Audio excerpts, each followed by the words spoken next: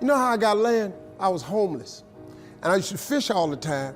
I wasn't fishing playing, I was fishing catching fish because I drive to a rest area because I kept charcoal in my trunk. And when I got to them little grills on the side of the rest area, I'd take my charcoal and I'd fry my fish. But I was always fishing somewhere illegally because I ain't own no lake or nothing. And I catch a string of bass, probably get 6, 7 on there. Hey, what are you doing over here? Get away, get out of here. I pull my string up. Hey, them fish don't belong to you. Let them fish go. I got to take all them fish off the hook and throw it back in the water. He didn't know, man, that I'm trying to eat, but I can't break no law, so I got to go on about my business. So first thing I said, I told God, I said, when I get me some money, I'm going to buy me a piece of land. Because I just want a piece of land where can't nobody run me off. I just want something I can stand on. This here piece belonged to me. So this how I did it. I was reading something one day, and I said, man, how much land is on earth? So I looked it up. It's a little over 36 billion acres of land on earth. At the time, it was between 5 and 6 billion people on earth. It's a little over 8 billion now. So I did a little hood math. I said to myself, if it's 36 billion acres of land and it's 6 billion people, just to me, everybody ought to have 6 acres of land. It was a scripture my mom used to tell me about all the time. She said, you have not because you ask not. So guess what I started asking for? 6 acres of land. Just wanted 6. So I messed around and got my first piece of money. I got me a check for about $115,000. So first thing I did, went to Dallas, Texas, said I'm gonna buy me some land. I found a piece of land, I thought it was perfect. Had a fishing lake at the end of it, because I love to fish. I said, man, this piece I'm gonna buy right here. Let me talk to somebody. I was with a real estate agent. I said, how much is this? He said, it's $250,000. I can't afford this. So I got about 115. He said, I don't think you're gonna be able to get it for that, but I'll make a call. So he called the guy. The guy said he would take 115 now and I could pay him the rest later. And before I did it, I said, hey man, let me ask you something. How much land is that?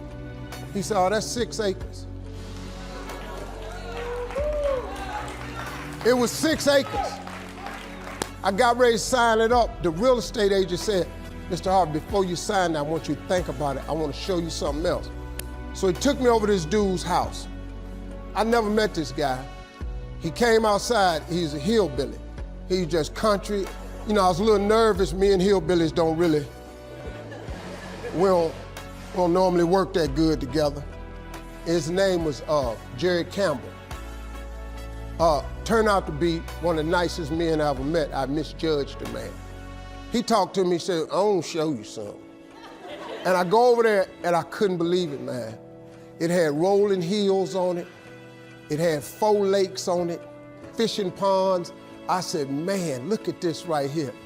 How many acres is this, man? He said, 16 acres. I said, man, I can't afford nothing like that. He said, well, hold on, I'm in a tide right now. How much you got? I said, well, I was gonna do this other piece of land. I got 115 I'm gonna pay now.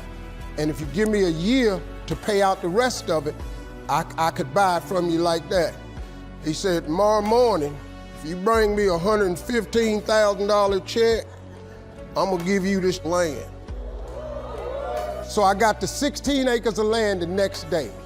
So I said, wow, that's how it worked. You have not because you ask not. I asked for 6. Soon as I was gonna buy the 6, he put some grace on it. Next thing you know, I got 16 for the same money. So I got to thinking, I got a couple partners in Cleveland that's locked up. They not getting out of prison. So I asked God, could I have a 6?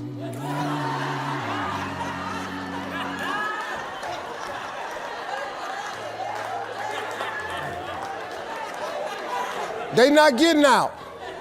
They got 6 coming. Hey, Lord, can I have A6? So you know what he did? Some land opened up next to it. I bought 18 more acres. I bought it. So I went back up to Cleveland. I was hanging out one day. My boys was on the corner. I told them, I said, look, man, I can't hang out on corners no more. I'm trying to get my TV career started. Oh, you done changed, man. This what's happening. So now you done got this little money. You done forgot where you from. I said, okay, hey, Lord, can I have A6 too? So I see right now, yeah, I see what's happening right there. They ain't finna go nowhere. So I kept asking for everybody I thought wasn't gonna ask for their 6. I asked for their 6.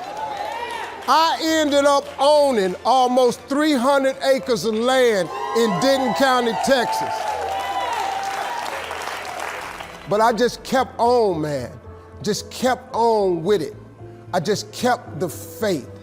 I kept believing. I kept asking him. I kept wanting. God got great life for you, man. But you're gonna have to ask for it. And when you ask for it, you're gonna have to believe it. After you believe it, you gotta put your work in. Now, if you don't wanna do the work that it takes to be successful, this man with his success, if you knew how hard he worked, if you knew the hours he put in, the hours his daddy put in, if you knew what it really took, it's daunting. It's days, man, where you go, whoa, what is this I'm trying to do? But you got to hang in there. See, getting what you want is up to you. How you get there, that's up to God. See, the problem with you is you trying to figure out how to do something. Listen to this. The how-to ain't none of your business. The Bible don't tell you to figure nothing out. It say ask, believe, and receive. Now, see, you keep going down these churches, they keep telling you this, but you ain't listening. I'm asking you to listen.